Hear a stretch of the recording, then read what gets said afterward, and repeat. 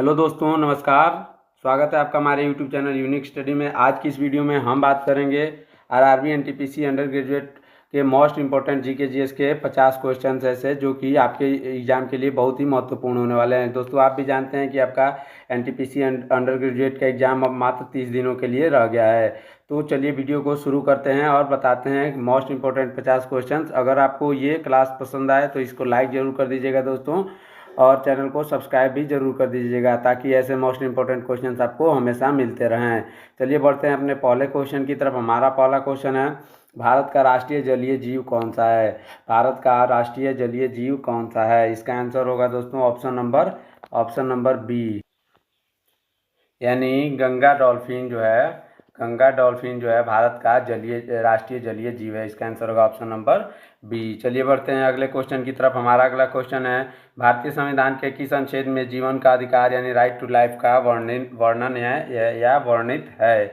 इसका सही आंसर होगा ऑप्शन नंबर बी, यानी अनुच्छेद 21। अनुच्छेद 21 में भारतीय संविधान के अनुच्छेद 21 में जीवन का अधिकार का वर्णन है।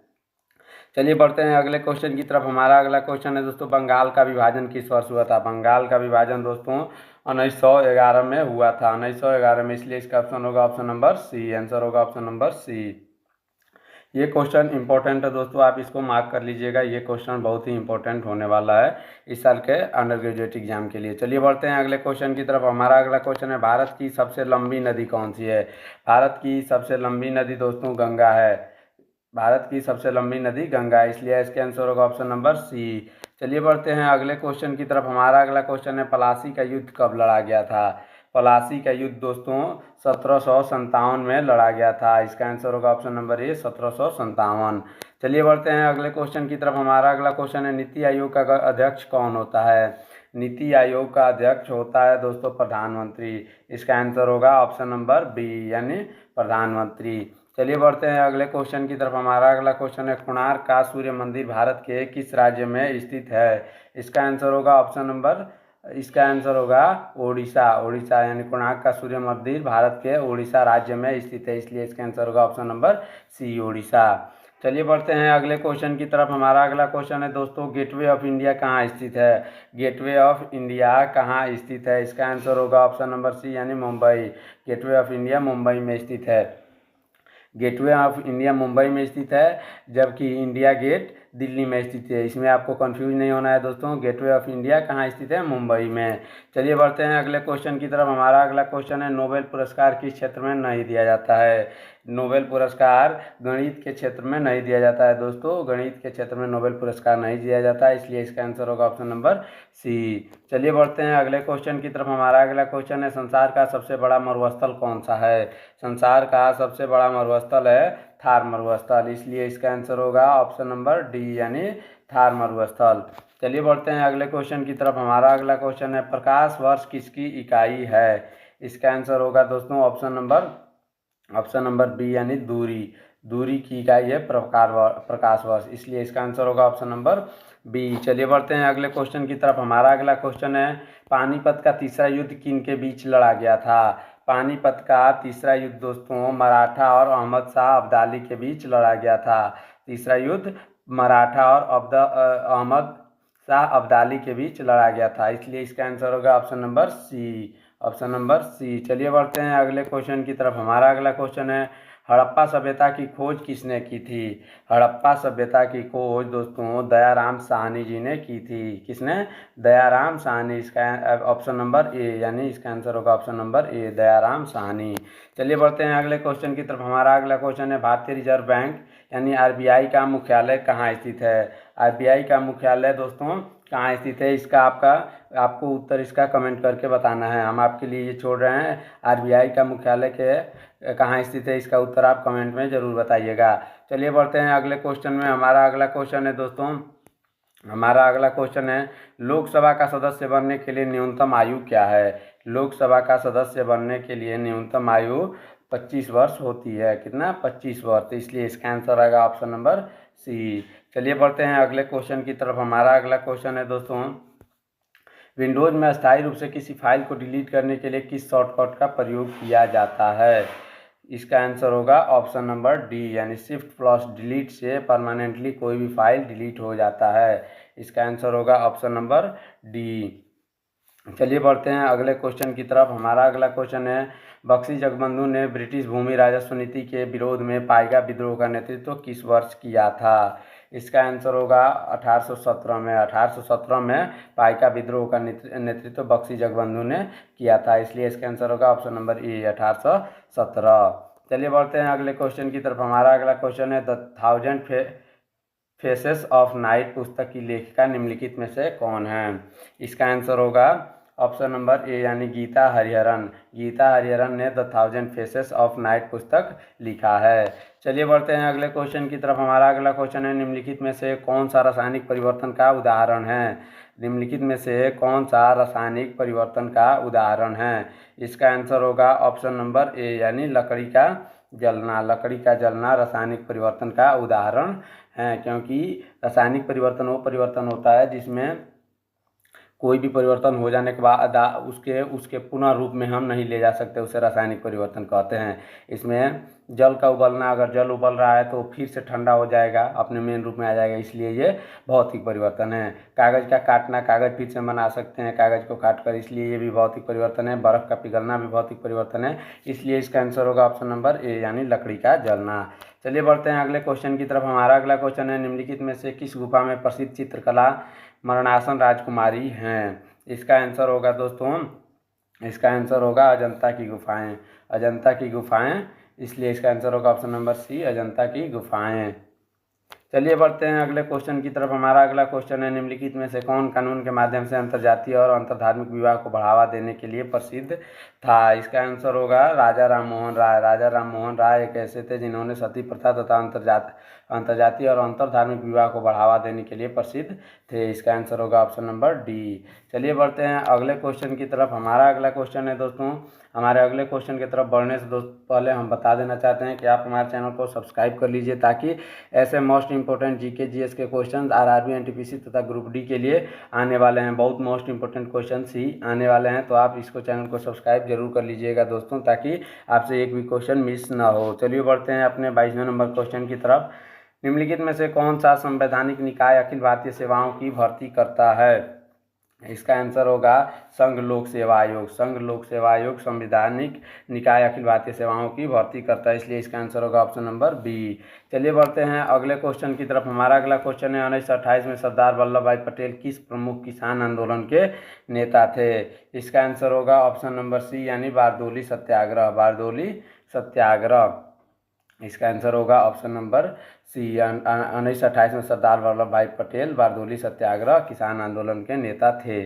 चलिए बढ़ते हैं अगले क्वेश्चन की तरफ। हमारा अगला क्वेश्चन है दोस्तों, किस वायसराय ने भारत रक्षा अधिनियम 1915 पारित किया था? इसका आंसर होगा ऑप्शन नंबर सी, यानी लॉर्ड कर्जन। लॉर्ड कर्जन ने भारत रक्षा अधिनियम 1915 पारित किया था। चलिए बढ़ते हैं अगले क्वेश्चन की तरफ। हमारा अगला क्वेश्चन है, निम्नलिखित में से किसने भारतीय और पश्चिमी दोनों शिक्षाओं को बढ़ावा देने के लिए कोलकाता में वेदांत कॉलेज की स्थापना की? इसका आंसर होगा दोस्तों ऑप्शन नंबर ए, यानी राजा राम मोहन राय ने, ऑप्शन नंबर ए।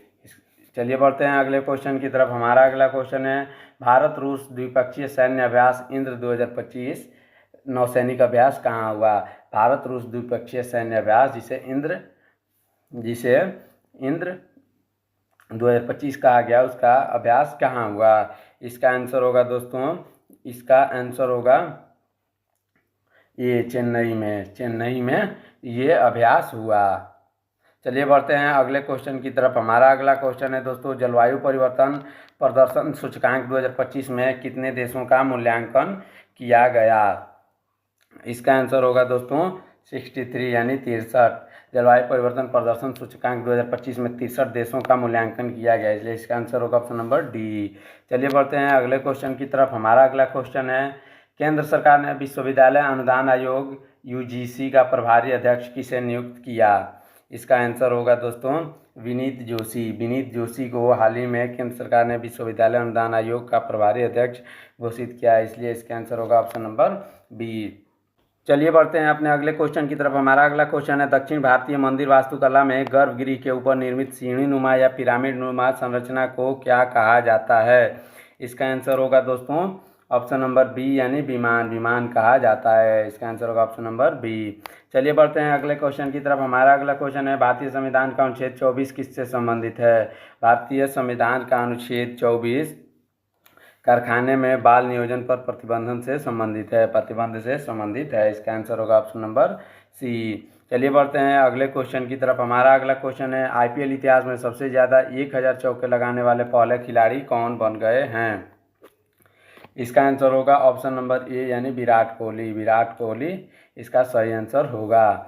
चलिए बढ़ते हैं अगले क्वेश्चन की तरफ। हमारा अगला क्वेश्चन है, तख्त-ए-बही शिलालेख किस पार्थियन शासक का उल्लेख करता है? तख्त-ए-बही ऑप्शन नंबर डी यानी गोंडो फर्निस। गोंडो फर्निस नामक पार्थियन शासक का उल्लेख करता है। इसका सही आंसर होगा ऑप्शन नंबर डी। चलिए बढ़ते हैं अगले क्वेश्चन की तरफ। हमारा अगला क्वेश्चन है, निम्नलिखित में से कौन एक प्रसिद्ध सितार वादक हैं?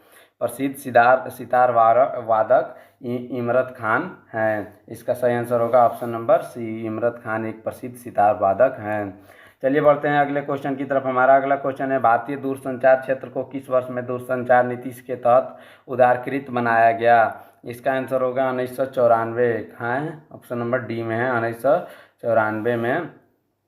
1994 में भारतीय दूरसंचार क्षेत्र को दूरसंचार नीति के तहत उदारीकृत बनाया गया। इसका सही आंसर होगा ऑप्शन नंबर डी। चलिए बढ़ते हैं अगले क्वेश्चन की तरफ। हमारा अगला क्वेश्चन है, फीफा महिला विश्व कप 2031 और 35 के बीच क्रमशः मेजबानी कौन से देश कर रहे हैं? यानी 2031 में कौन करेगा और 2035 में कौन करेगा फीफा महिला विश्व कप का मेजबानी? इसका सही आंसर होगा दोस्तों यूएसए और यूनाइटेड किंगडम। यानी यूएसए 2031 में तथा 2035 में यूनाइटेड किंगडम फीफा महिला विश्व कप का मेजबानी करेंगे। इसका सही आंसर होगा ऑप्शन नंबर सी। चलिए बढ़ते हैं अपने अगले क्वेश्चन की तरफ। हमारा अगला क्वेश्चन है, भारत में बसंत ऋतु का स्वागत करने के लिए निम्नलिखित में से कौन सा त्यौहार मनाया जाता है? दोस्तों आपको ये पता होना चाहिए कि कौन सा त्यौहार मनाया जाता है। इसका उत्तर आप हमें कमेंट जरूर करिएगा। हम आपको इसका उत्तर नहीं बता रहे हैं, आप इसका उत्तर हमें कमेंट जरूर करिएगा दोस्तों, और हमारे चैनल को सब्सक्राइब भी जरूर कर लीजिएगा। चलिए बढ़ते हैं अगले क्वेश्चन की तरफ। हमारा अगला क्वेश्चन है दोस्तों, एतमाद-उद-दौला का मकबरा निम्नलिखित में से किस शहर में है? एतमाद-उद-दौला का मकबरा निम्नलिखित में से किस शहर में है? इसका आंसर होगा ऑप्शन नंबर बी यानी आगरा में है। कहाँ है? आगरा में। इसका सही आंसर होगा ऑप्शन नंबर बी। चलिए बढ़ते हैं अगले क्वेश्चन की तरफ। हमारा अगला क्वेश्चन है, साबरमती नदी निम्नलिखित में से किस स्थान से निकलती है? साबरमती नदी निम्नलिखित में से किस स्थान से निकलती है? इसका आंसर होगा अरावली की पहाड़ियों या राजस्थान। अरावली की पहाड़ियों या राजस्थान से। इसका सही आंसर होगा ऑप्शन नंबर बी। चलिए बढ़ते हैं अगले क्वेश्चन की तरफ। हमारा अगला क्वेश्चन है, हाल ही में विदेश मंत्री एस जयशंकर ने किस ऑस्ट्रेलियाई शहर में भारत के चौथे वाणिज्यिक दूतावास का उद्घाटन किया है? इसका सही आंसर होगा दोस्तों ब्रिस्बेन। कहाँ? ब्रिस्बेन में। इसका सही आंसर होगा ऑप्शन नंबर सी। चलिए बढ़ते हैं अपने अगले क्वेश्चन की तरफ। हमारा अगला क्वेश्चन है दोस्तों, राष्ट्रीय खनिज विकास निगम के नए अध्यक्ष और प्रबंधक निदेशक के रूप में किसे नियुक्त किया गया है? इसका आंसर होगा दोस्तों अमिताभ मुखर्जी को राष्ट्रीय खनिज विकास निगम के नए अध्यक्ष के रूप में नियुक्त किया गया है। इसका सही आंसर होगा option number D Amitabh Mukherjee.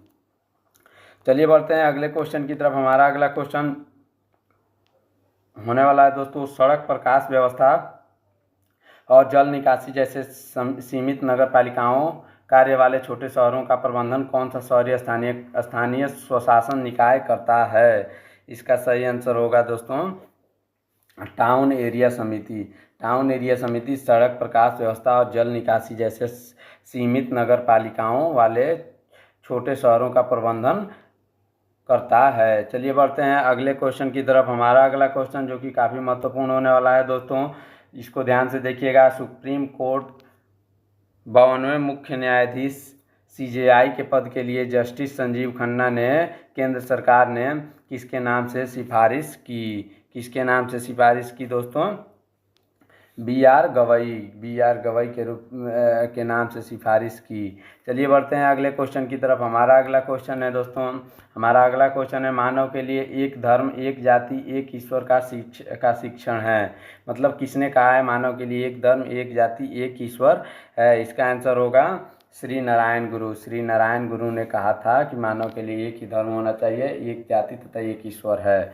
चलिए बढ़ते हैं अगले क्वेश्चन की तरफ। हमारा अगला क्वेश्चन है दोस्तों, पद्म विभूषण से सम्मानित कुमुदनी लाखिया का निधन 12 अप्रैल 2025 को हो गया। वह किसके लिए जानी जाती थी? यानी पद्म विभूषण से सम्मानित कुमुदनी लाखिया जिनका निधन 12 अप्रैल 2025 को हो गया, वह किसके लिए जानी जाती थी? इसका आंसर होगा दोस्तों कथक के लिए। किसके लिए? कथक के लिए जानी जाती थी। चलिए बढ़ते हैं अगले क्वेश्चन की तरफ। हमारा अगला क्वेश्चन है, ओट्टनथुल्लु नृत्य किस राज्य से संबंधित है? ओट्टनथुल्लु नृत्य किस राज्य से संबंधित है? इसका आंसर होगा ऑप्शन नंबर ए यानी केरल से। केरल से संबंधित है। चलिए बढ़ते हैं अगले क्वेश्चन की तरफ। हमारा अगला क्वेश्चन है, कंप्यूटर में सिस्टम में सीपीयू का प्राथमिक कार्य क्या होता है? कंप्यूटर में सिस्टम में सीपीयू का प्राथमिक कार्य दोस्तों निर्देशों को निष्पादित करना और डेटा को प्रोसेस करना होता है। इसका आंसर होगा ऑप्शन नंबर ए। चलिए बढ़ते हैं अगले क्वेश्चन की तरफ। हमारा अगला क्वेश्चन है, भारत नेताजी सुभाष चंद्र बोस जी की जयंती के सम्मान में 2025 में पराक्रम दिवस मनाएगा।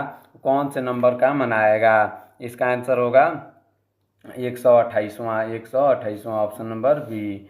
चलिए बढ़ते हैं अगले क्वेश्चन की तरफ। हमारा अगला क्वेश्चन है, निम्नलिखित में से कौन सी नदी गंगा की सहायक नदी नहीं है लेकिन यह सीधे बंगाल की खाड़ी में गिरती है? इसका आंसर होगा दोस्तों महानदी। महानदी एक ऐसी नदी है जो गंगा की सहायक नदी नहीं है लेकिन यह सीधे बंगाल की खाड़ी में गिरता है। Option number D. चलिए बढ़ते हैं अगले क्वेश्चन की तरफ। हमारा अगला क्वेश्चन है, कुव्वत उल इस्लाम मस्जिद निम्नलिखित में से किस ऐतिहासिक स्मारक के सबसे निकट स्थित है? इसका आंसर होगा कुतुब मीनार। कुतुब मीनार के सबसे नज़दीक है कुव्वत उल इस्लाम मस्जिद। इसका सही आंसर होगा ऑप्शन नंबर बी। चलिए बढ़ते हैं अगले क्वेश्चन की तरफ। हमारा अगला क्वेश्चन है, भारत के राजस्व सचिव का अतिरिक्त प्रभार किसने संभाला है? भारत के राजस्व सचिव का अतिरिक्त प्रभार अजय सेठ ऑप्शन नंबर सी इन्होंने संभाला है। इसका सही आंसर होगा ऑप्शन नंबर सी अजय सेठ। चलिए बढ़ते हैं अगले क्वेश्चन की तरफ। हमारा अगला क्वेश्चन, निम्नलिखित में से कौन सी कृषि पद्धति पूर्वोत्तर भारत में अधिकतर अपनाई जाती है और मृदा अपरदन का कारण बनती है? इसका आंसर होगा स्थानांतरी कृषि यानी झूम खेती अपनाई जाती है जिससे मृदा अपरदन बहुत ज़्यादा होता है। स्थानांतरण खेती में क्या होता है कि जंगल को काट के पहले खेत बनाया जाता है, 2 साल यहाँ रहेंगे, फिर से कुछ दिन के बाद अगले जगह चले जाएंगे, इससे जंगल भी कटता है तथा जंगल कट जाने से मृदा अपरदन भी होता है, इसलिए इसका आंसर होगा ऑप्शन नंबर बी। चलिए बढ़ते हैं अगले क्वेश्चन की तरफ। हमारा अगला क्वेश्चन है, भारतीय राष्ट्रीय कांग्रेस के निम्नलिखित में से किस अधिवेशन में जॉर्ज यूल 1888 में अध्यक्ष बने? इसका आंसर होगा 1888 यानी 1888 में जॉर्ज यूल अध्यक्ष बने थे। चलिए बढ़ते हैं अगले क्वेश्चन की तरफ। हमारा अगला क्वेश्चन है, निम्नलिखित में से कौन सी अनुसूची जनजातीय मामलों के लिए ग्राम परिषदों या अदालतों के गठन की अनुमति देती है? इसका सही आंसर होगा दोस्तों 6ठी अनुसूची ऑप्शन नंबर सी यानी 6ठी अनुसूची जनजातीय मामलों के लिए ग्राम परिषदों या अदालतों के गठन की अनुमति देती है। चलिए बढ़ते हैं अगले क्वेश्चन की तरफ। हमारा अगला क्वेश्चन है, पश्चिम बंगाल फिल्म पत्रकार संघ के वार्षिक पुरस्कार समारोह में सत्यजीत रे लाइफ टाइम अचीवमेंट अवार्ड से किसे सम्मानित किया गया? इसका आंसर होगा अपर्णा सेन को सत्यजीत रे लाइफ टाइम अचीवमेंट अवार्ड से सम्मानित किया गया। चलिए बढ़ते हैं अगले क्वेश्चन की तरफ। हमारा अगला क्वेश्चन महत्वपूर्ण क्वेश्चन है दोस्तों, विश्व पैरा एथलेटिक्स ग्रैंड प्रिक्स 2025 में भारत में कुल कितने पदक जीते? इसका सही आंसर होगा 134 पदक भारत ने पैरा एथलेटिक्स ग्रैंड प्रिक्स 2025 में जीते हैं। आज का हमारा ये क्लास यहीं पे ख़त्म होता है दोस्तों। तब तक आप हमारे चैनल को सब्सक्राइब कर दीजिए ताकि बहुत ही महत्वपूर्ण क्वेश्चन सभी आने वाले हैं ग्रुप डी तथा रेलवे एनटीपीसी अंडर ग्रेजुएट से संबंधित। आप जानते हैं कि आपका मात्र 30 दिन आरआरबी एनटीपीसी अंडर ग्रेजुएट रह गया है, अब एग्ज़ाम होने ही वाला है। तो आप हमारे चैनल को सब्सक्राइब कर लीजिए ताकि ऐसे महत्वपूर्ण क्वेश्चन आपके लिए हम लाते रहें और आपसे एक भी क्वेश्चन छूटे ना और आप अपने परीक्षा में बहुत अच्छा से अच्छा स्कोर कर पाएँ। चलिए मिलते हैं नेक्स्ट वीडियो में, तब तक के लिए रखिए अपना ख्याल। धन्यवाद। जय हिंद।